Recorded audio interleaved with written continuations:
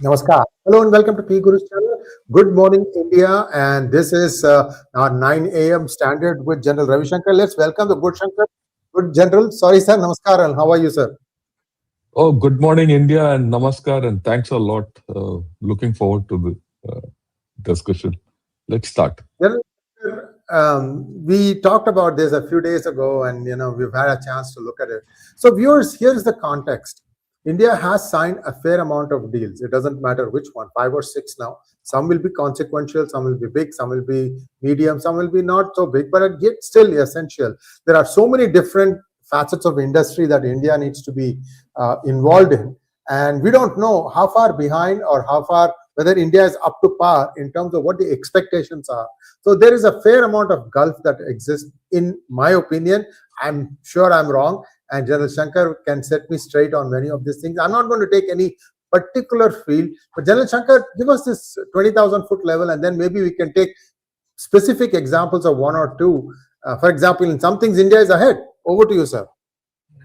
Yeah, I think if you look at it, we've had a lot of trade deals, FTAs. And, even yesterday, our Prime Minister was in Malaysia, and he got into a arrangement with them to deal in local currencies and things like that. So a lot of things are happening in India, which in the past 1 year, if you see, you had deals with Oman, you had deals with New Zealand. I'm talking the smaller places, EFTA, and then of course many, and then the big ones, USA, Australia. Australia was the FTA existed right from 22. It's been expanded, right? Then EU. So a lot of deals, UAE. So it's nice to talk about all this. Uh, but there are issues in this whole story. Let me take one issue and we'll see why this is happening. India is growing. India is growing, and they say for the next 15, 20 years, as people say, will grow at the fastest rate in the world. It will be a growth engine for global growth. Yeah, I agree. But this global growth has not been driven by India's great export, or we don't export much. We are not an export-oriented economy. We are not a market-oriented economy. We are not an industrial economy.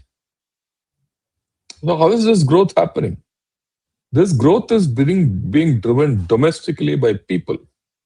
It is our culture, it is the way we are, everything. Overall, our trade deficit is still negative. We import more than we export, right? Of course, we have services, yeah, all that lot of things. We are a service-oriented economy. Now, so everyone wants to come here. And everyone starts comparing India with China. Will India be the next China? In fact, I think that's the worst curse which can fall on India, is to become the next China. We don't want to go the China way, right? But then we'll not be the next China because we have democracy. Our languages change every 20 kilometers. Our ethnicity changes every street. I say street because you might find one street full of one ethnicity and another street full of another race. That's how it is. We are a completely different thing. But let's look at it. How will this FTAs impact our economy? It's great to trade, but how will these FTAs impact? Will they spur national productivity? Will they spur many things, right? I'm hoping there are a lot of positives which will happen. If these FTAs have to succeed, there has to be an increment in productivity. If the increment in productivity has to take place, women have to come into the system. After all, 50% of a population is women, and women workforce is very low in our country. I mean, it's changing. It's changing. Today you see at every intersection in cities, women policemen, which you couldn't think of, say, 15, 20 years back. So things are changing. So the first thing is this good or bad, or is this societal change? Because unless there's a societal change, all these FTAs will not get supported. And is that societal change happening to support the FTAs? Or will the FTAs drive the societal change? That's a big question, which I think we'll have to. Will it change the way we think, the way we are? Will it make us Indian? Will it make us non-Indian? You know, I think the Chinese lost their way because the cocktail of communism, the cocktail of uh, economic growth, and their own culture, all three were caught at cross purposes with each other, and they're suffering. Right? Many might not agree with what I'm saying, but this is the way I look at it. So, how will that thing? In fact, I'd like your view on this because you straddle both cultures, at least from India and US perspective. But I would like to put this maybe radially with others. And again, this interaction will be one kind of an interaction and an impact with neighboring countries or countries in the region, and one a little far away. Your views, sir. Thank you so much, General Shankar. The bigger challenge that India has is if you look at the workforce also, it is sort of asymmetric. It's not across the country. You have them in pockets, and the other places have potential, but there is something needs to be done. And I think some states are moving in to try and bring up their, standards to the level that's required to thrive in this kind of an environment, and others don't seem to want to do that. Whereas here, the entire country will benefit. It's not one party or the other, one system or the other. If you do a few things right, all the states can benefit. And so, having said that, let's take a look at some specifics. The southern states appear to be a little bit better positioned than the northern states. I'm just doing south, not south. Not because it's something from now. It's been like this for a long time, because north was more agrarian based, south was more industrial based. So this thing has to go further up. And I think UP is sort of started down that path. But look at Bihar. Bihar has had a BJP as a partner in government for a long time. I'm just saying, if you think development is something that BJP is good at, BJP was in Bihar for a while. Yet we haven't seen that kind of progress there. Jharkhand, for example, BJP has been in and out.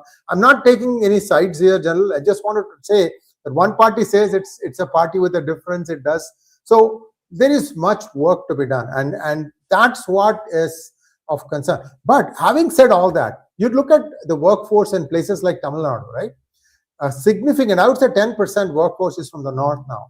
And I'm sure it is true in Bengal. It's true in Karnataka as well as in Andhra Pradesh and Telangana, where certain types of jobs are only being done by the people from the north. Not because it's just that it's like a food chain. It's gone up. The basic people are doing something else, and therefore others have to come in and do it. So this food chain thing should also grow faster. The only time these things will happen in India is when there's a crisis. I look at this as a good problem, but it is still a crisis. How do you make sure that India can, as a country, make the best use of all the opportunities that will come its way? And I mean, I have my concerns on few states, and these are all very parochial. If I say this thing, then what will happen to me? That sort of issues. I don't know when these state-bound, regional parties will look beyond this into a more national perspective, because it's a must-have.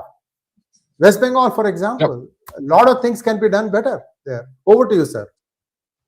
Yeah, I think you're right. You see, why I picked this up is if any of these FTAs have to succeed, it is the people who have to make it to succeed. It is not government. Government is okay; they'll give policies, they will, and political guys have their own, thing. But the people have to succeed, and for people to succeed, I think the workforce, productivity, these are issues.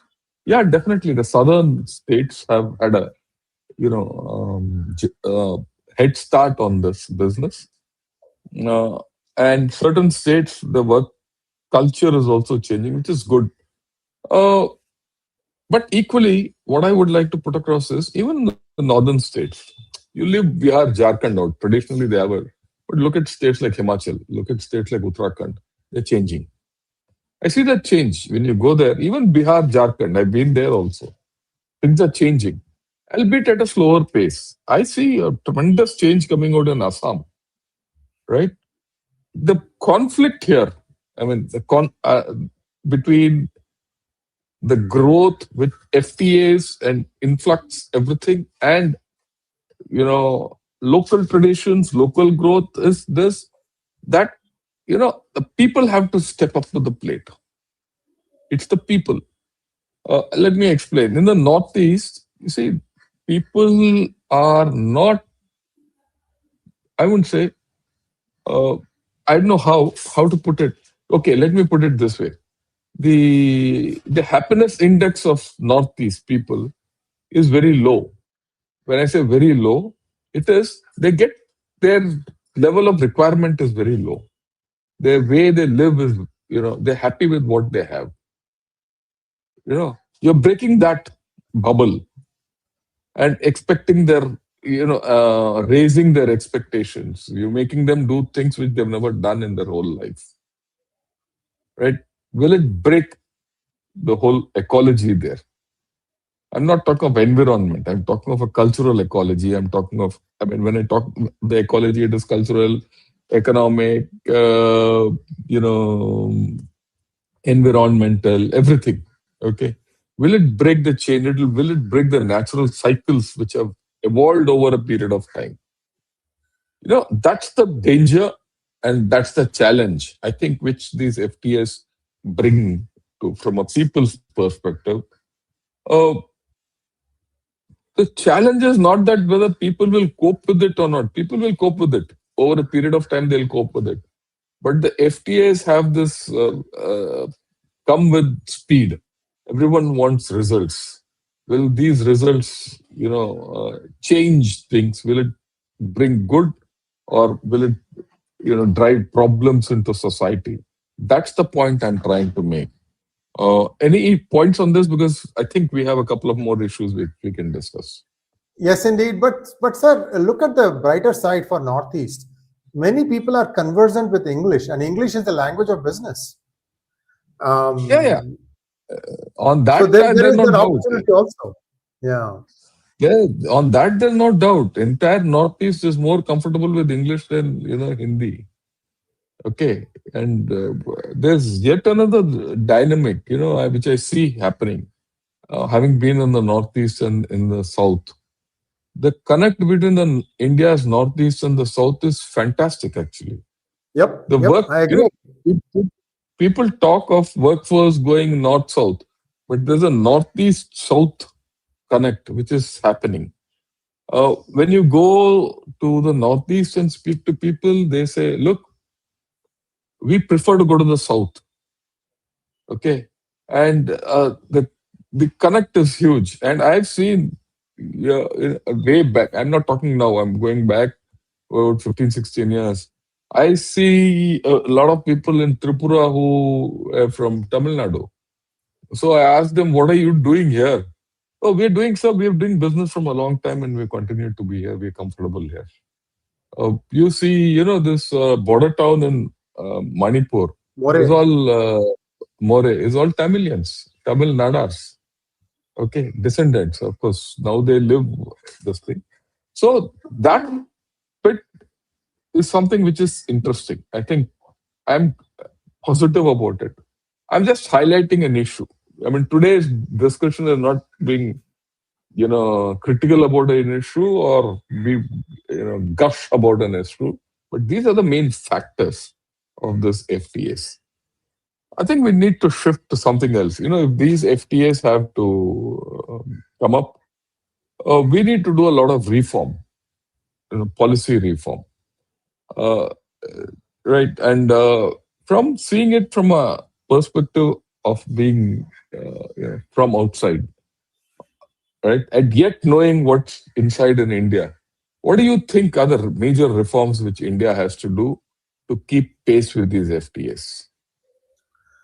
General Shankar, in India, there is so much money in politics that it has pervaded all sections of our society.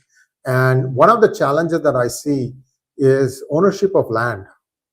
And if you don't have clear ownership of land, then allocating new land to new projects, this could easily get tied up in litigation and nothing will proceed. I'm not talking about software companies, which can be done in many of the.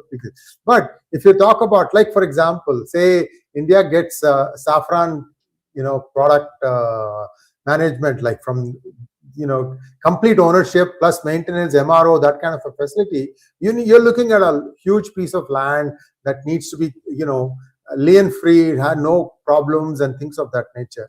And for that, India needs to have a framework. There is something called RERA, which is pretty good, but I would like to take this thing a little bit more beyond that, and and put on technology that's proven for these kinds of things, which is blockchain. And these are things that are a must have. It's not a nice to have. I don't know how to convince our policymakers that some of these things are absolutely important, because sir, without going into specific, you yourself have faced land ownership difficulties. I don't have to go Yeah, yeah. far.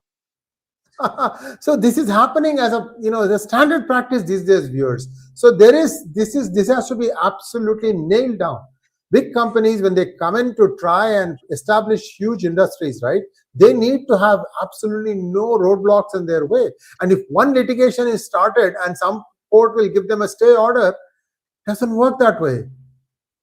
And see, these are things that not just the central government, because land is actually a state subject. The state governments have to also be ready to do it. And I see some challenges, especially in the southern part of India, where much of these things are happening. The stakes are high. Everybody wants to be in a certain area of the state where everything is, well placed and it's poised for huge takeoff. Everybody wants to have it there because they say that, okay, here the value goes up much faster. The problem is that you also have these kinds of litigations that will come up once they see that, oh my goodness, this, I used to own this land and now somebody else, you get the whole idea. So India needs to take, RERA is a good one. I thought they also did mapping of the entire country. So they know exactly how many parcels exist. So you know that, then the next obvious thing is to try and put this thing on a blockchain and start, adding the records of ownership. Go back to the British time, 1870s. They had a very good system. See, after the British government took over India, right, they actually did a fairly good job of in putting land revenue records and things like that.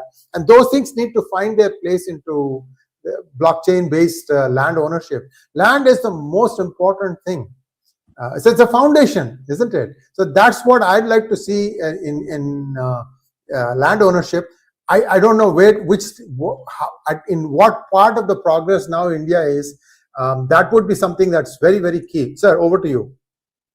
Yeah, thanks a lot. So land is one great reform which you have to do. What else? Well, the next thing is, all these skirmishes that happen from resources sharing. Oh, this is ours. We are not going to part with a drop of it to the other state. That things don't work that way. Everything has to be smooth. That's why I'm saying states need to stop thinking as an individual party. We are going to build all these moats so that others cannot get in. That's not going to work. What usually ends up happening is the workforce will move away from the state to a place where things are more conducive. Example is Tamil Nadu. You have put this barrier, language barrier. So what happens is people who are aspirational, they move out. Same thing for Kerala. People always, this is a joke, but it's got some truth in it, that Keralites work better outside of Kerala than inside. Why? Ask yourself this question, Keralites. I mean, I'm not insulting you or anything. I'm just asking you a basic question. Why is it? Because your political atmosphere has been messed up. These things have to really, really change quickly. The hard part has been done by the center, which is to get all these deals at very favorable terms. How are we going to harness this? Over to you, sir. Yeah, I think what you brought out is important aspect where if all these FTAs have to succeed, is two things. Let me put it in a different manner. One is center-state relations, and the second is state-to-state relationships. Yeah. It is not only between Karnataka and Tamil Nadu or Tamil Punjab, Nadu, Haryana. Kerala. Punjab, Haryana, you take it. Right? Even Bihar, Jharkhand have the problems. What about Assam and the rest of the states of Northeast? I mean, what people don't realize is this. Just like India, India is the only country in the SARC region which is central, and every other state connects to it. Every other country connects, and no country can live without India. Similarly, in the Northeast, you go, Assam is that. Assam is that state which connects. Very few states have they don't connect with each other that well communication wise. So similar, you have similar problems. So your state to state relationships and center to state relationships have to be relooked in a big manner. So far, the central government is very happy that they have concluded all FTAs. But to make these FTAs successful, I think there has to be it's not a matter of having a good budget or one minister being good. They have to take the entire lot states along with them and ensure that there's a mechanism for the states to talk with each other, and that has to be largely consensual and apolitical, because Yeah. and that if that doesn't happen, all these FTAs could go for a toss. Yeah, that's one this thing. So fine. So we have looked at the societal implications. We have looked at the center-state relations and policies and all that. The third thing I want to touch upon is infrastructure, and I'll give you a background to this. Long back, at the turn of the century, mind you, when I used to study China, there was a Chinese analyst who had said, look, if we have to move anything, a set of goods from place A to place B, in USA it takes 1 day. In India it takes 3 days. In Yeah. China it takes 10 days. Those Okay, days. but those days. But today it's exactly the opposite way around. In China, if a place it takes 1 day, it might take 3 days in USA and maybe 10 days in India, right? It's infrastructure, connectivity, power, all these factors come into play.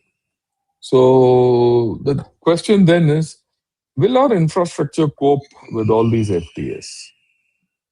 Your views on that?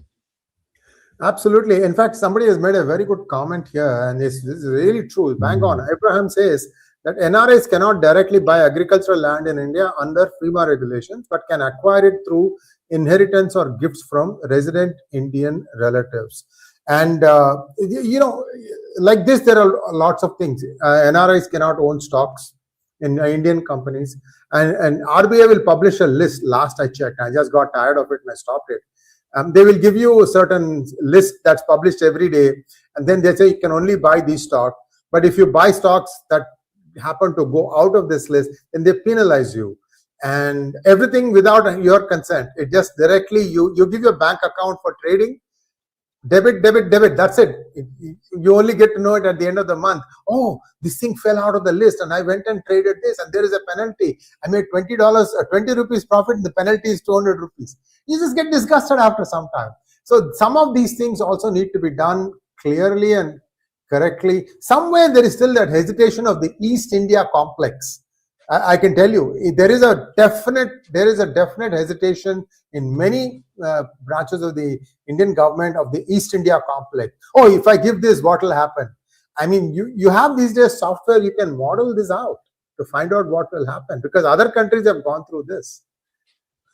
Somewhere, there is some hesitation about some of these things. And unless these things become easier, sir, I'll give you an example. I publish books on my own brand, and the cost of selling a book, on the book sales, there is no GST. But for me to print the book, I have to pay 18% GST.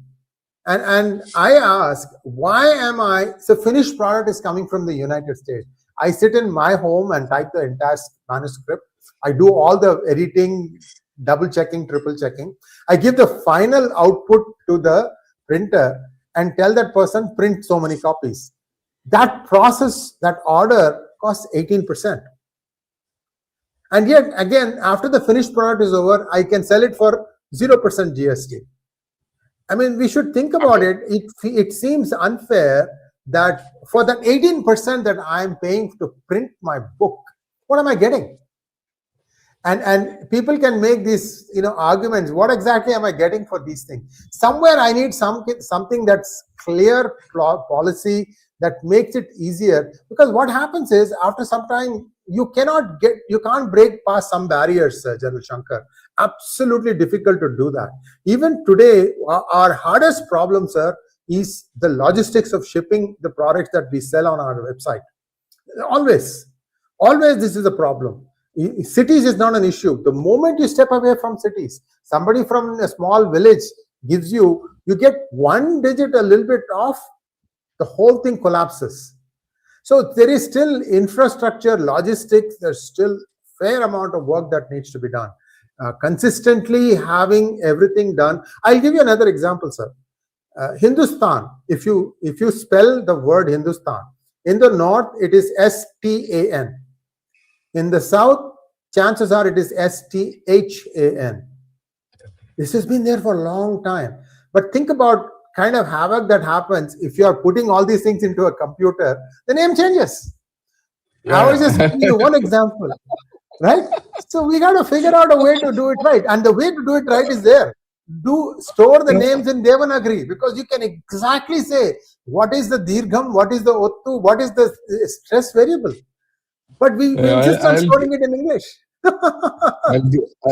I'll give you an example. Every street has a street name.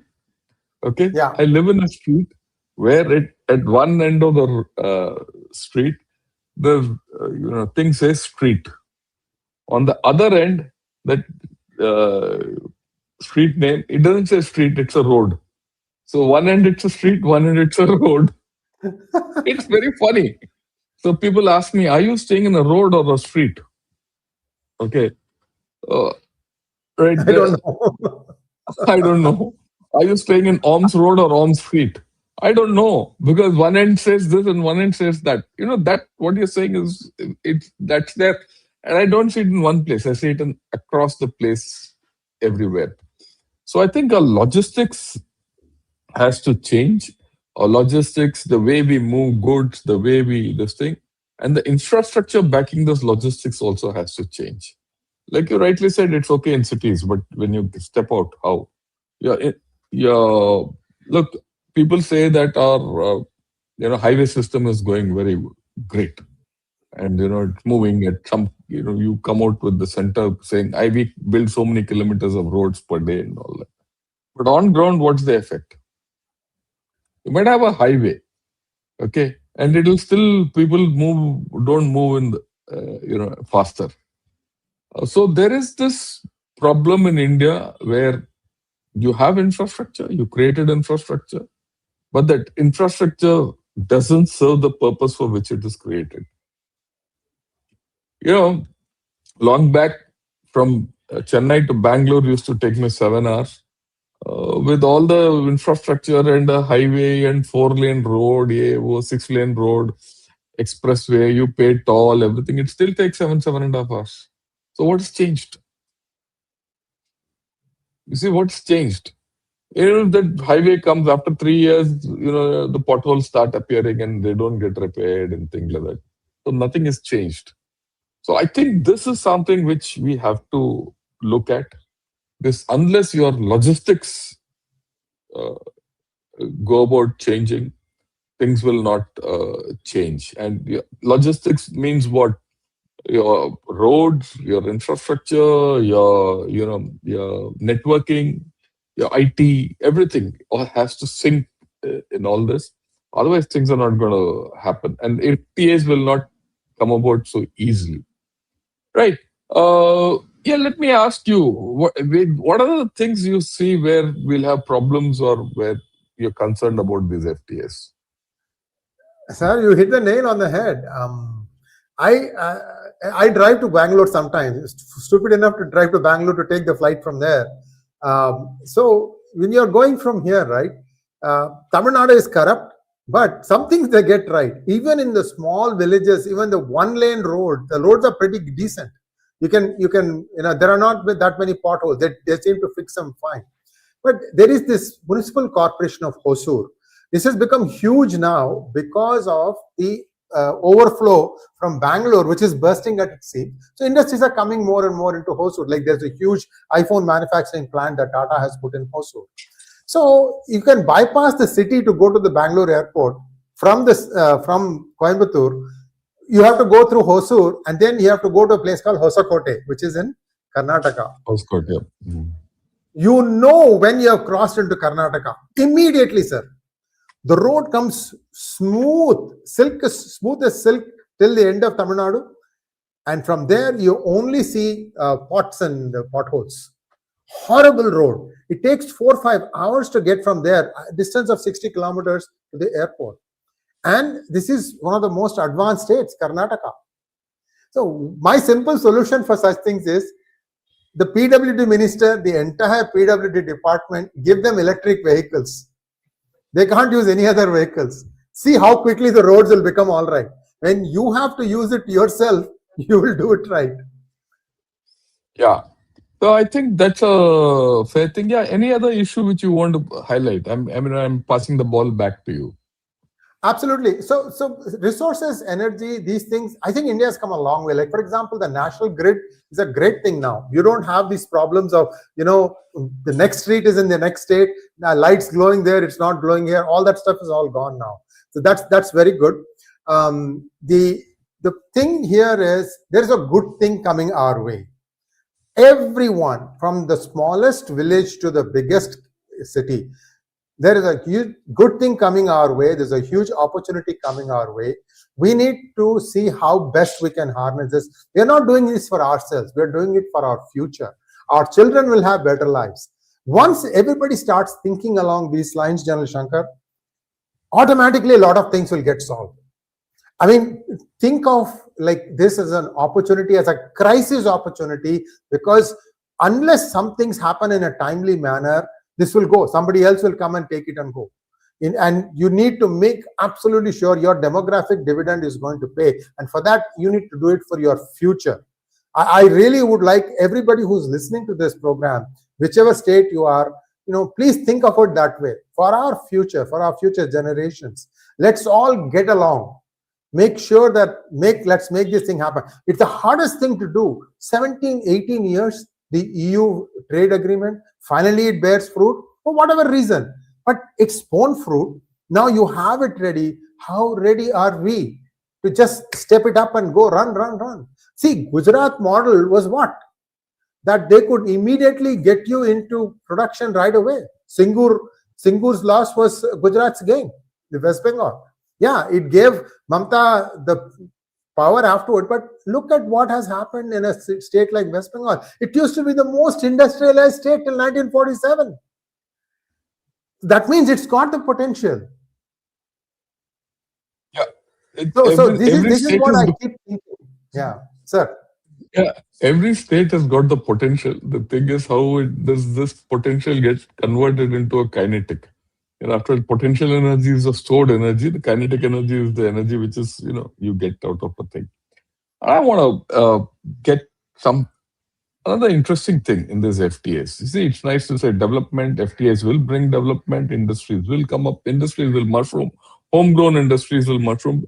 After all, if you have 10 FTAs with 10 people, a trader will like to expand. A small factory owner will like to expand. And export more and make money and things like that. And others will also come in. Sooner or later, joint collaborations will start and all that. One of the things which worries me is environment. And India suffers huge environmental problems. Look at the problem in Delhi. I don't know if you people have ever gone to Delhi. Recently, last week, I went to Delhi, and it was carcinogenic, the atmosphere. I couldn't stay there. Something was burning, especially if you're going from a cleaner area to Delhi for just a day. It hits you. You even at about 9 o'clock in the morning, if you walk on the road, you can't see the other guy. It's not cold. It's not, it's not that kind. It is just pollution. Even during daytime, pollution. Uh, so pollution and natural resources. India is not a water surplus country. For people need to understand, especially South India doesn't have much water, and it's most industrialized. So there's a contradiction. Right? You're industrializing an area which doesn't have water. Look at Tamil Nadu; it's industrialized, but you need water. There's no water. Same thing. You're talking Tamil Nadu. Same thing. You go to any country, any state in India, we are generally water deficient, except a state like Kerala, and maybe right, and in states which have this capacity of more water industrialization, there's no industrialization. That's a flip also. Okay. So where there is water, there's no industrialization. Where there is industrialization, there's no water. And then, of course, let's look at the gadgeting belt, which is pollution in Ganga. No government has been able to solve it.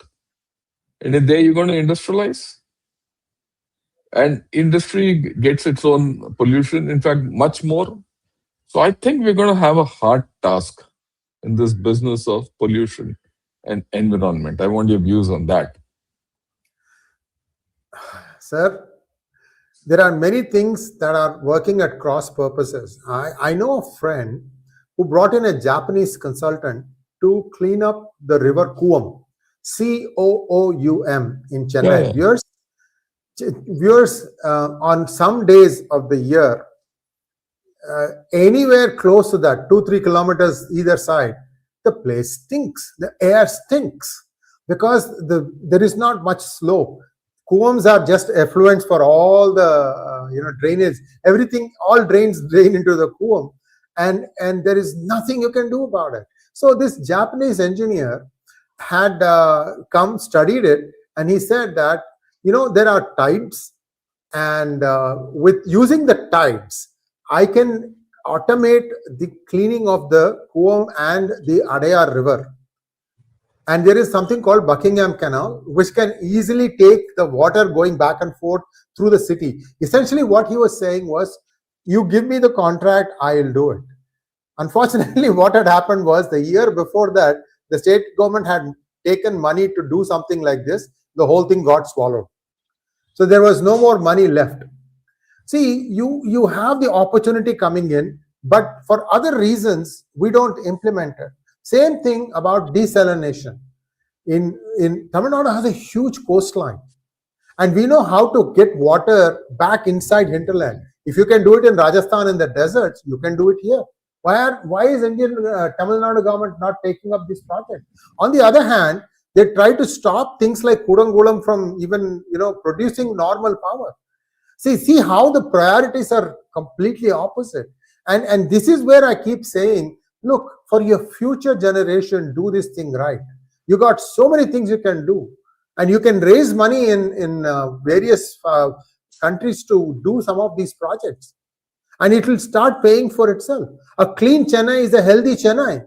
You don't want it becoming like Delhi. Delhi is stuck now, sir. Okay. Yeah, no, I will, we'll defocus away from Tamil Nadu. But, right, the fact which I'm trying to make is, if we are not conscious of this fact that our FTAs should not lead to pollution, right? If our FTAs lead to pollution, like someone had said, Ashish Hagde has said, quality of life versus GDP growth. You might, FTAs will work, GDP will increase, but what about your quality of life? Because poor water, poor air, poor sanitation, poor waste disposal, all this, if it's not in a good cycle, you know, the cost to the individual increases. Right. I encountered a very nice model of in a place called Mandi Gobindgarh in Punjab. This was when I was a major young. I had no new idea about all these things. So I was in charge of that city. That township was under me. And Mandi Gobindgarh is supposed to be the steel city of Punjab. Incidentally, a lot of everything. This thing they recycle a lot of scrap, which I think is a good idea. Recycling scrap is a damn good idea. Okay, and they make a lot of steel items and all that. Uh, so I used to go around. I was there during the period when Khalistanis were very active. I'm going back into the late 80s. So when I was speaking to one of the town officials, so I asked him, "How do you do sewage disposal?" Right? It was very interesting because so he says, "Look, the sewage in the city goes into a tank, right? And the tank we do some fundamental thing, and then we pump it into another tank on top, and we sell." I said, "How do you sell?" He says, "People buy sewage water." And I said, "Who buys it?" "Farmers, because it is fertilizer." So and they had a process. They had a process by which the sewage water could get converted into fertilizer. And I thought that was very interesting. And I'm now going back 30 years, in fact, more than 30, 35 years. So I think we need to get local solutions to get going on these things.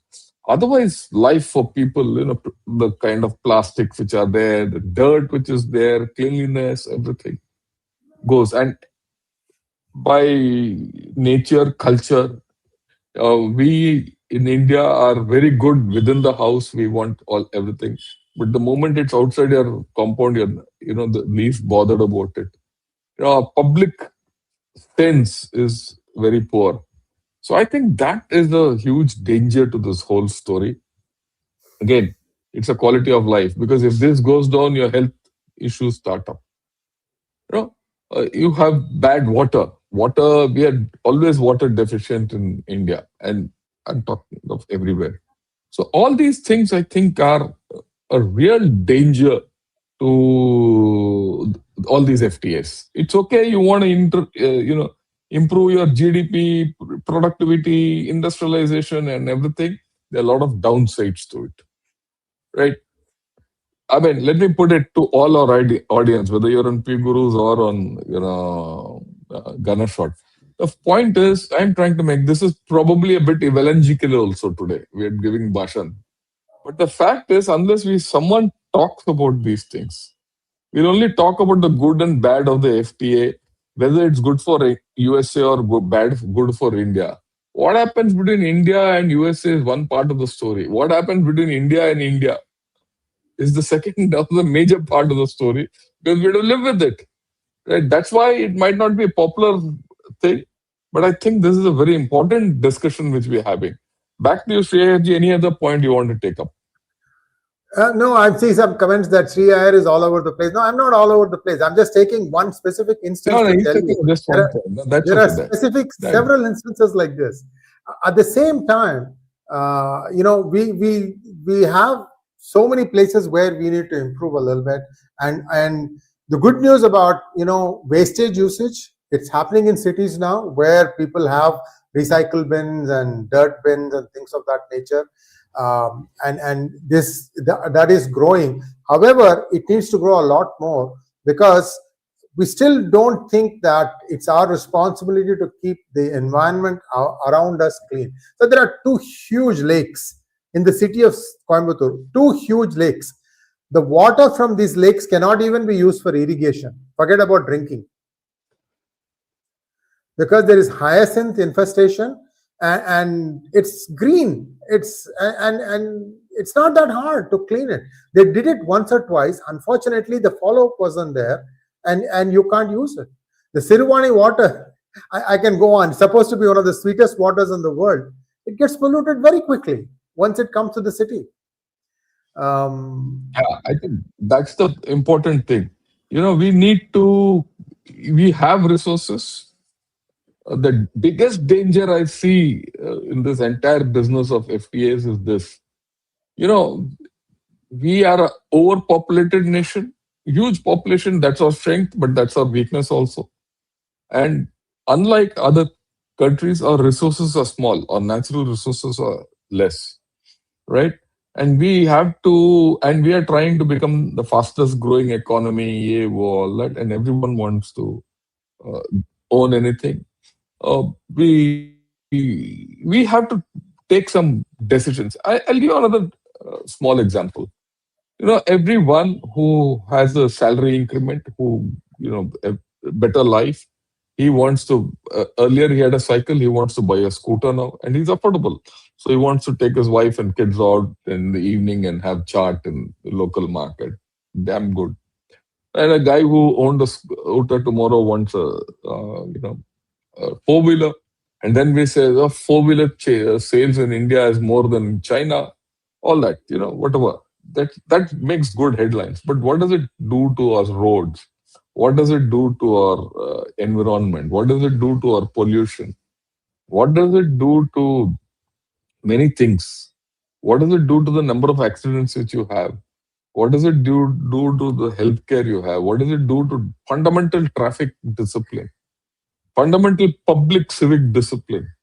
I see this absolutely going south in almost every city I've gone. And I've stayed, in big cities, all big cities I've stayed, whether it's Delhi, Bombay, Chennai, one I've stayed in mid-sized cities.